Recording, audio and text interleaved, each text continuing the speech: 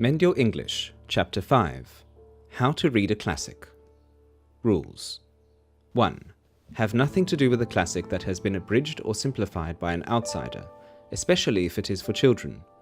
One of the reasons a classic has become a classic is that its author abridged and simplified it thoroughly. 2. Do not read what others, no matter how clever, have said about a classic until you have read it and made your own judgment. Then read the commentators. 3. If you do not know the meaning or pronunciation of a word, go to a dictionary. English has a particular sonance. Its great authors and orators are highly sensitive to its notes and rhythms. Therefore, a classic must be sounded. This does not mean always reading aloud or even silently mouthing the words, but you should train your mind to hear the flow of fine language and the pauses of its punctuation. Certainly, if you aim at a public career, reading aloud from first-class books should be a constant practice. Too many of today's public figures show in their platform utterances not only a stunted and inaccurate vocabulary, but insensitive ears. They are saved from failure, which would surely have been their lot a few generations ago, only by the matching ignorance and insensitivity of present mass audiences.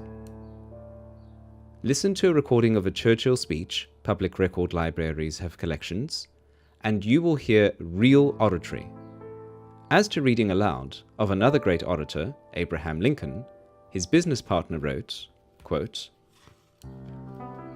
Mr. Lincoln's habits, methods of reading law, politics, poetry, etc., etc., were to come into the office, pick up books, newspapers, etc., and to sprawl himself out on the sofa, chairs, etc., and read aloud, much to my annoyance.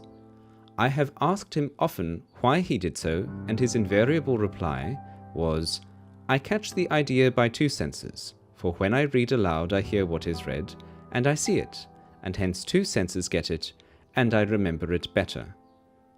End quote. Abraham Lincoln, His Speeches and Writings by Roy P. Basler, page 47. For rule number 3, I suggest that you mark lightly in pencil the words to be looked up, and use the dictionary only when you have finished chapter, poem, or scene. Unfolding of narrative or argument is thus not interrupted, and going back later may well bring to light more than you went back for.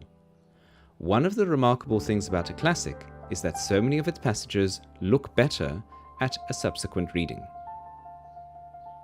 I also suggest you listen to good recordings of plays, novels, and poetry. They can be got from a number of public libraries.